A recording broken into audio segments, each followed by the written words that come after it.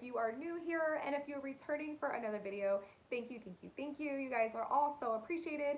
In this episode, as you can tell, we are going to be talking about the do's and don'ts, tips and tricks for first-time homeowners. And this was a video that was kind of requested. I had done a previous video last week, which I will put here-ish somewhere. I don't know where it goes, but I'll put it in here so you guys can go back to it if you're interested, about financial priorities and how I was able to buy a home at 23. So these questions kind of came up. There was a lot of, advice that people wanted. So I wanted to go ahead and just do this quick do's and don'ts about things that I am so grateful I did and didn't do, or I wish I would have known or did not prior to buying a home. So before we do, sure that you subscribe and turn on your post notifications if you have not. That way you do not miss future content to come of my channel. With that being said, we're going to go ahead and jump into the do's part of what you should do prior to buying your first home. So this is a do for a very future part of what you can do when you're looking to buy a home, and that is just to make sure you stay on top of your bills, you're actually making your payments on time that you already have. All these things that will help grow your credit, will help make you look good when you go to get a loan for your home. Also in this part is making sure that you're saving money. And that is not only to save for your home itself, but there are so many other things that come from and with buying a home, which we'll talk about in a little bit, that you also need to save money for when you get to the home buying process. So making sure that you're saving as much money as you possibly can, on top of making your payments and everything like that on time. So make sure that you have your mind made up in the sense of what type of home do you want, know exactly what you want, and know exactly what you can afford. And the reason being is obviously you don't want to compromise what type of home you want to live in. You want to make sure it's the house that is suiting for your family, suiting for you, that fits, that fits all the needs that you're looking for, that you can or cannot deal with. So making sure that you have your mind made up on that, but also making sure that you have a budget that is a realistic budget. Now I mean that in the sense of not saying, okay, I can spend $1,200 on a mortgage, but then you're going to be house poor. And what is house poor? Basically means that you're living paycheck to paycheck, paying all of your bills, versus being able to do some little things that you want to do, or having that money if something goes wrong with the house or something goes wrong with the car.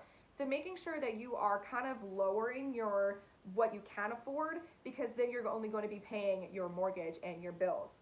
So like, for example, for me, I could technically have afforded a almost $300 more expensive mortgage, but I wanted to cut that $300 back. That way I had that extra $300 to be able to save every time, every month. That way I can put that in my savings. If anything goes wrong, I have that extra $300, $600, $900, and when it started adding up. So making sure that you have a realistic budget of what you can and cannot afford. That way you are no longer or not going to be house poor when you are. Another huge do is making sure you shop around for real estate agents and you shop around for creditors, loaners, people like that who are going to give you the actual loan. For me, I had a couple real estate agents that I had worked with prior to the one that I fell in love with, but the ones who I worked with in my past were good. I had some pretty good real estate agents, but either timing didn't work out or something crazy went wrong where I just kind of cut away from them as an agent. And then I found the agent who I absolutely love. She's fantastic. She helped me so much, but it is so important to have a good agent that you love, who is patient and trustworthy, because I had some agents in my past who were kind of rushing. They obviously wanted their commission, or they were probably just annoyed with me because I had so many stipulations and things and compromises that I wanted when I was looking for my home. I was probably annoying, but it's okay to be annoying. So finding somebody who is very trustworthy and who's patient with you, because they're really going to be looking out for you and have your best interests in mind. So shopping around, finding somebody who is going to be that trustworthy and responsible and patient agent for you, as well as shopping for loan officers who make it easy, because the whole money part of things and actually getting the loan is really exhausting. It's really crappy. It takes a long time. So being able to find somebody who works well with you when it comes to the money aspect, especially if you're like me and you don't get that stuff, is super important. My real estate agent had built this amazing team, so her financial, advisors and her financial team were super, super helpful. They were all great. She had a good team, and they all helped me, so I did get lucky. But you can also shop around for both of those as well until you find just a really good match for you, because it's going to be super specific to you and finding somebody who matches your needs and your wants. So definitely do shop around. Make sure you find somebody and a team who is good for you. A huge do is make sure you know what you want. So for me, example, I knew that I needed a 3-bedroom home and I needed at least 2 bathrooms. I knew that I wanted a large yard because I remember growing up having a yard and I loved it. I wanted my daughter to have that. I wanted a puppy. So, you know, I had so many things that I needed and I was not willing to compromise on. Now there were other things like the size of my living room. I was a little bit more compromisable about that. I didn't really care that much. I didn't really need a garage, you know, certain things like that. So going into it knowing exactly what you want really, really helps, especially once you find a good agent, because they are able to filter and only send you listings that are going to be approved by you that you're actually looking for. So making sure you have those stipulations, you have those major things that you need and want, and you do not budge on those. Another big one is when you go to look at homes, do imagine your life there. Can you see yourself living there? Does the house suit you? Does it suit your family? Do you see yourself living in the neighborhood? Think about the schools that are around. Do you see your child going to that school? Is the neighborhood safe? Think about these things when you're going into the home, because it's more than just giving them the money. You want to make sure you can imagine your life here. So when you walk in to look at the home, get the feel for the home, get the feel for the neighborhood, the reality of what's going to be around you when you are choosing to live in this home. Do your research when it comes to this whole process, because when you go in and you're talking to an agent or you're talking to the lender or you're talking to the buyer or the owner, whatever the case is, they're all going to be able to tell if you're uneducated. So if you're younger or if you're a first-time home buyer, there's a lot to take in. It's a lot to learn. But it's important that you kind of go into it a little bit educated, because you don't want to come off as naive, and that's when people take advantage of you. So make sure you do the research. It's super easy. If you have an agent that you trust, sit down and talk with your agent, have them lay everything out for you. You can search it, whatever helps, but make sure that you have some sort of education behind it when you go into this process. That way you do not get taken advantage of. You'll be super organized.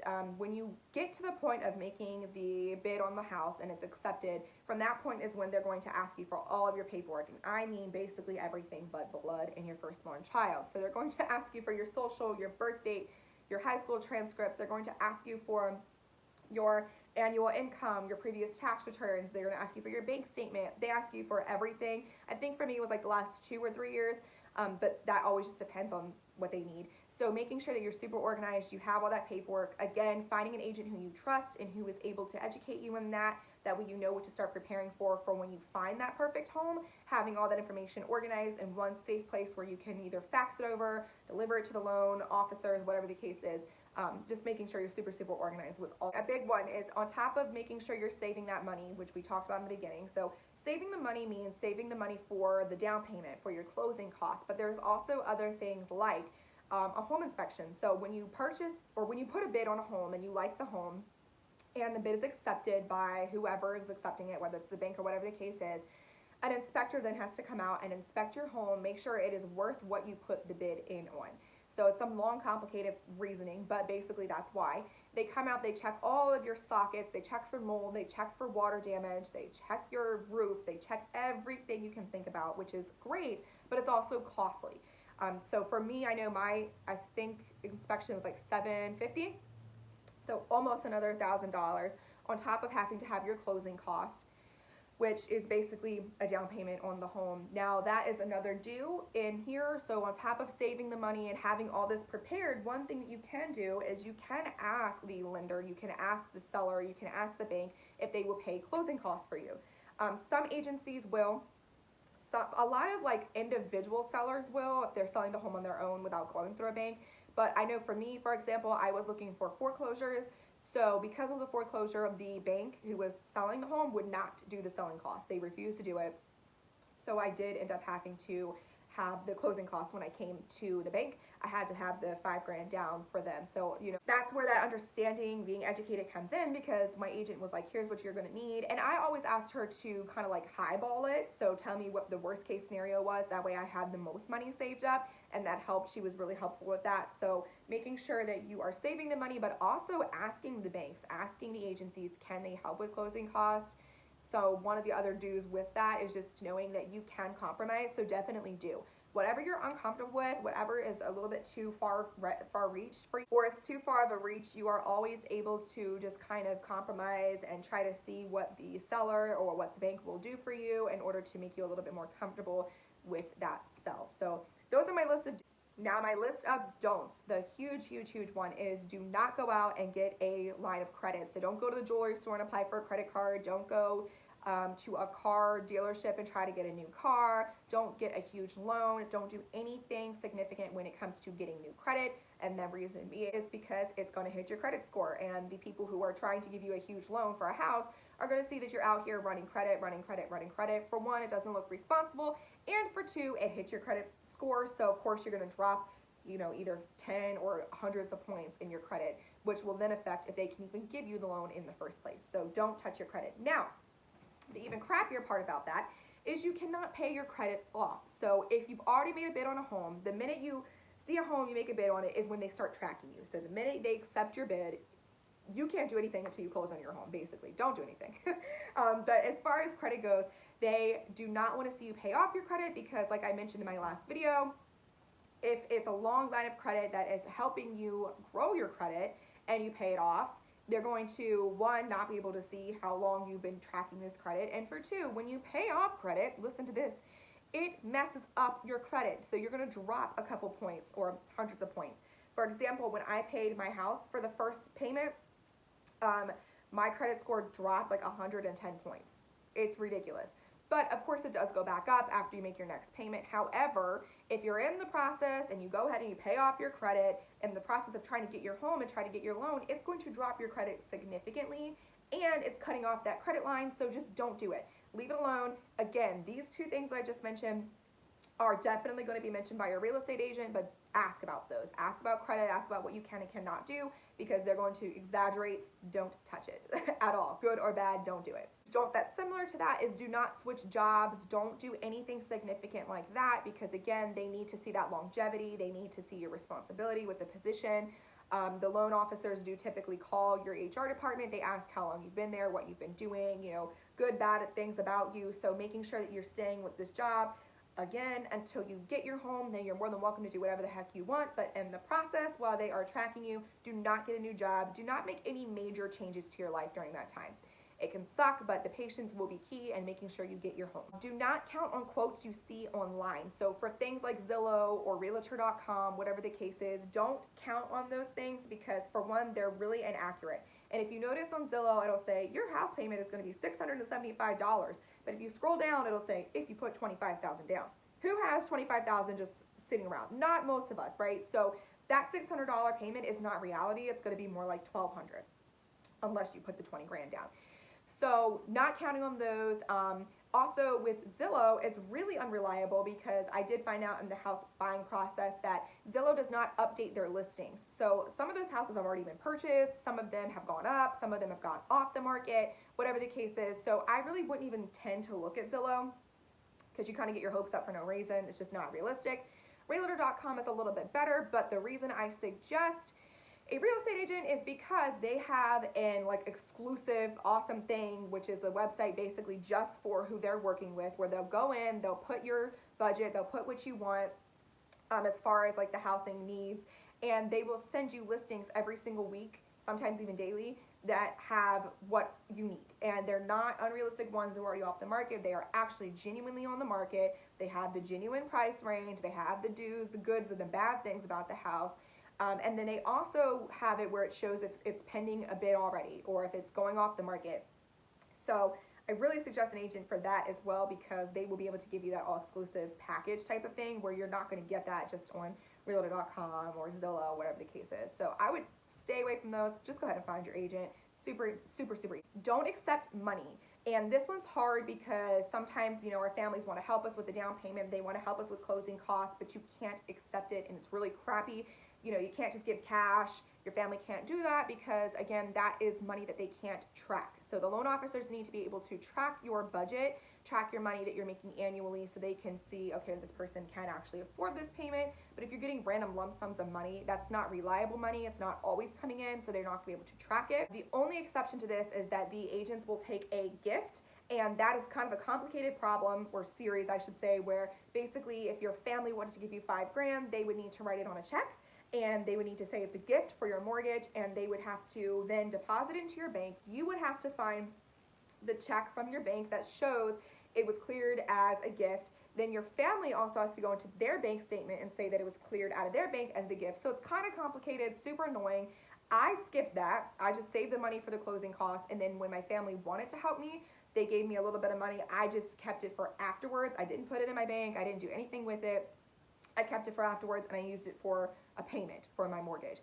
So you can do that. I would just suggest to stay away from that because, again, it's long and complicated, but that is the only exception to accepting cash. Other than that, don't take money. Don't do it at all. If they can't track it, they're not going to count it, and it can reset your entire process for buying your home. So don't do it. Don't get discouraged. So for me, it took me almost 2 years to find my home, but in that time, I lost so many homes. And I mean, like, they took another bid. I did the inspection, wasted my money, but did the inspection and something crazy came back. So I guess it's not really a waste, but it saved me from buying the home. So I lost so many homes. I think I probably lost like 5 or 6 that I loved and I could see myself in. And after 2 years, you know, that can be very discouraging, but I just am a glass half full type of gal. So I just thought about, well, that just means my home's coming, and none of these were perfect for me. So I was upset for a little bit, but not discouraged. And after 2 years, almost 2 years, I found my home.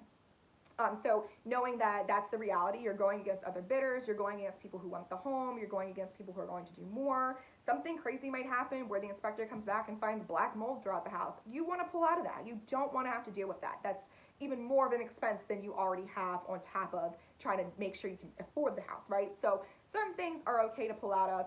So just don't get discouraged if you don't find your first home within the first 3 months. It's not really reality for some people. And just looking at the glass half full, that means that your perfect house is coming when it is meant to be and when it is right for you. So those are my major do's and don'ts for the home buying process for first-time home buyers. If you have any other tips or tricks, anything that you did in your process, feel free to drop it in the comments. If you have any questions, again, this video was done by popular demand questions basically. So if you have any other questions about the home buying process, feel free to also drop it in the comments. Make sure that you like the video, share it, subscribe to the channel, turn on your post notifications. Never forget how loved you guys are. You are appreciated, you are heard, you are seen, you matter deeply. I love you guys. Have a fantastic week, and I will talk to you soon.